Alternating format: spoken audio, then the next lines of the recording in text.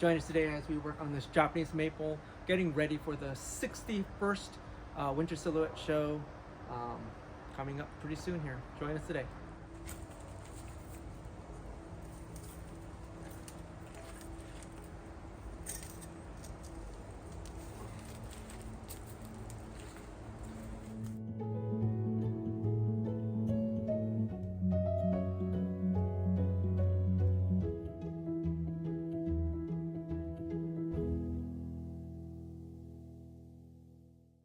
Alright, welcome back everybody. So this is one of the show prep things that I kind of go through.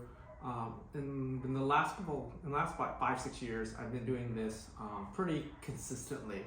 Is right before the show, about a month before, probably 2 months before, but usually when all the leaves drop, especially when we're doing a winter silhouette, I select about 2 to 3 trees I want to show, and of course I get pictures to the show chair, in this case it's Lindsay Shiba, to evaluate which tree to show.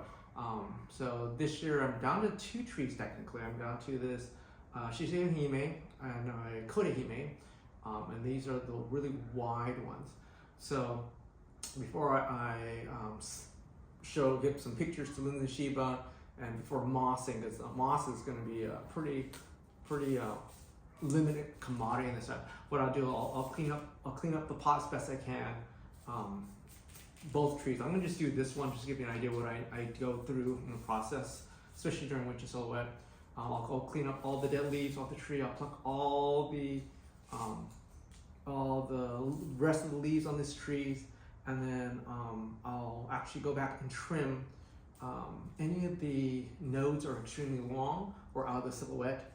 Because you really want to keep, as Lindsay keeps saying, you want to keep as much of that volume there until right after the show. Right after the show, go thin them out. But right before the show, you want to keep as a density as best you can. What I'll do is, in my case, I'll get it down to 1 node, just to keep everything as tight as possible, but still as full as possible. So let me turn the camera around so you can see what I'm doing detail-wise. And then I might go to time lapse just to give you how quickly this process kind of goes through. Okay, so we're gonna get that camera on for you guys.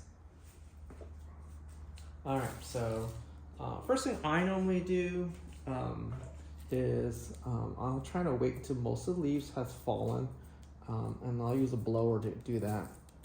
Actually, I'll water the leaves just to accelerate that process if need so. This is El Nino year, so it got pretty drawn. It got warm and it's that weird condition. So just quick tools, tweezers, any tweezer work, and then some sharp shears, and then that's pretty much you need in this process. Delicate hands. You should work top down because you can actually push everything down to the lower leaves, but sometimes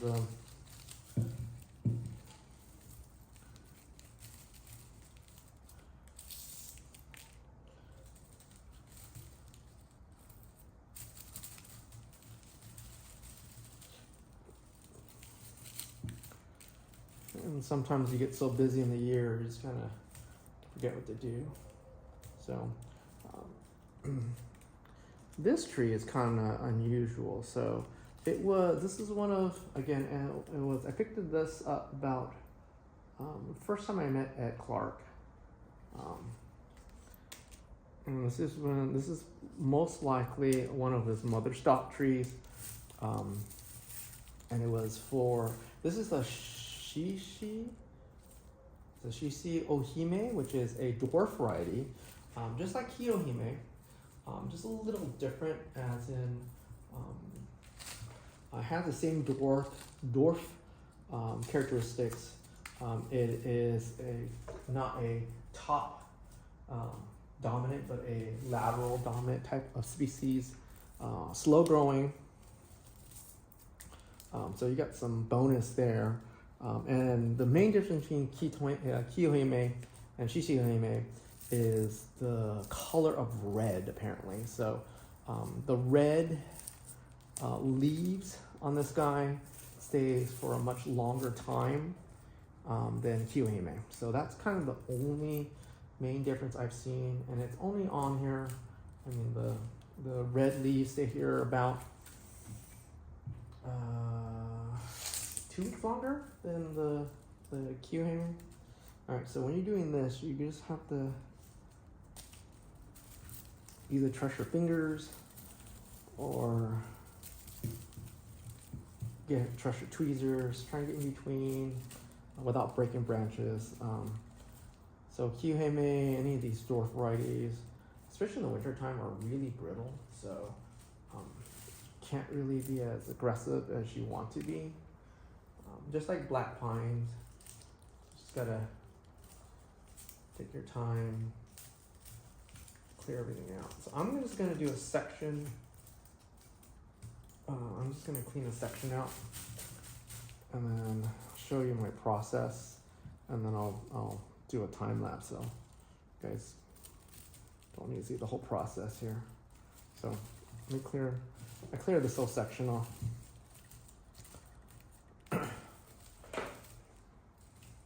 And this is this ugly tree. Now this is one of his last Kyuhime, and it's one of the ugliest trees he had. And I'll show you a little why I call this ugly tree. All right, let me move the camera a little closer. All right, I'm not sure you can see this, but this is the outer canopy of this plant. So what I'm doing right now is I'm going in. This is the sketchy part of it. I'm looking for any triple branches. I'm gonna cut the middle one, the right one, or the left one, so I can get the bifurcation. And anything that has a long node, give me an example of a long node. So this is a long node. So it's bifurcating, that's why I want it. But you see this, here's a bud, and here's an extra long bud. So I'm gonna cut that back. So it would bud back this one right here. And I'm doing that.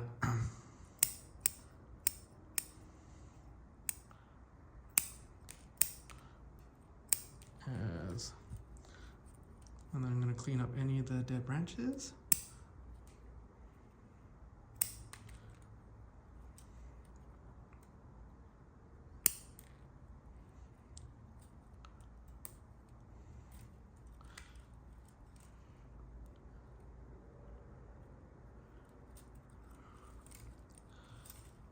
And I'm gonna move branches out of the way.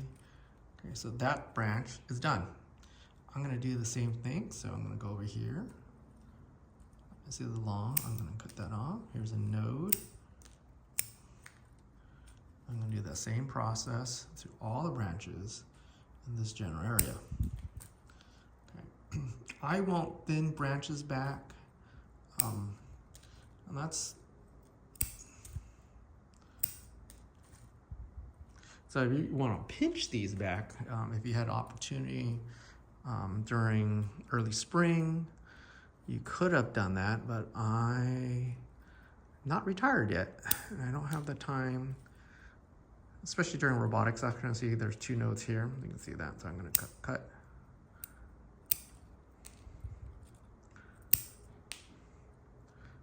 Technically, you should do this during budding section. You'll get these really shorter nodes. But I feed my trees really heavily. And I figured that was a secret of Japanese maples here in Southern Cal. See, there's a bud right there. So I'm gonna, right there, there. So that's what I've noticed. If you have Japanese maple in Southern Cal, we can't like neglect our trees and not feed them. Because I found out that the strength of your plant gives you the opportunity to for it to really ramify really quickly. The only problem is you get these really long nodes, which you're forced to cut back.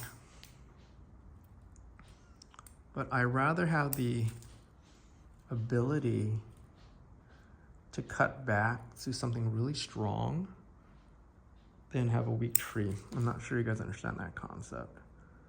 because once these branches get really weak, especially if you keep cutting them back and they get shaded out, because this canopy is really thick. If you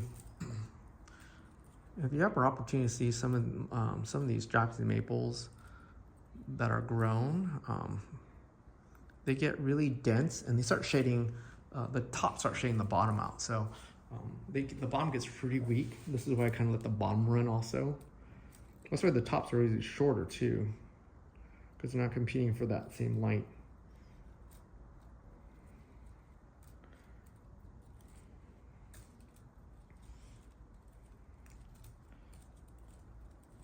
So I'm just going in right now. Anything that's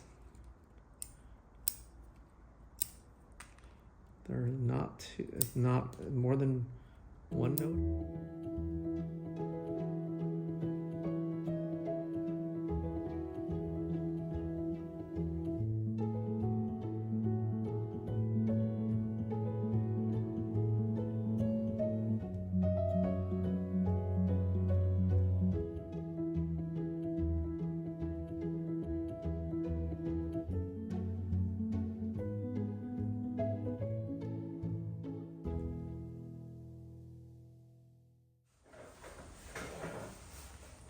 What do you guys think so far? I cleaned up, so it took me about an hour to find this tool, one of my cutters. I left it outside while I was doing some of the rough cuttings. But what I did is, just to recap, is I went back to one node, hit the silhouette back as far as I could, clean up all the leaves as best I could. Anywhere there were any knuckling, because this is probably the time of year to kind of look at it. Any of the knucklings were 3, 4 in a spot, I cut it back down to 2. Any of the dead stubs, had a chance to rub them off. And in the front here, I cut one major dead stub here, and then I opened the front over here a little bit. It was eye poking, so when I looked at it, it was kind of eye poking, and I think that's it. If you kind of look at it, it's kind of grotesque, it's kind of ugly, but it's kind of like, it's ramified ugly, so you know, you gotta get to the point that you know this is an old tree. So you just gotta be on that point. It's an ugly tree, but it's ugly ramified tree. So it's not like your typical Miyogi style or broom. It's kind of like a modified in between. And I use whatever branches was here.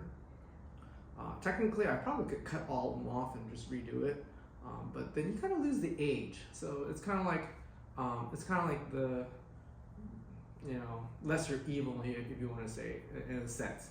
So so this is one of the trees I'm going to present to our show chair, Lindsay Shiba. I might have to repot it. It's a little bit root bound, just a tad, and it might just because of the moss on top that was going on here, the sphagnum moss going on top. So I'll clean the other one up, and then I'll get a picture of Lindsay really quick. He'll probably get back to me, and I'll probably repot it. If I do repot it, whatever tree that needs a repot, it needs a bigger, slightly one size bigger pot here.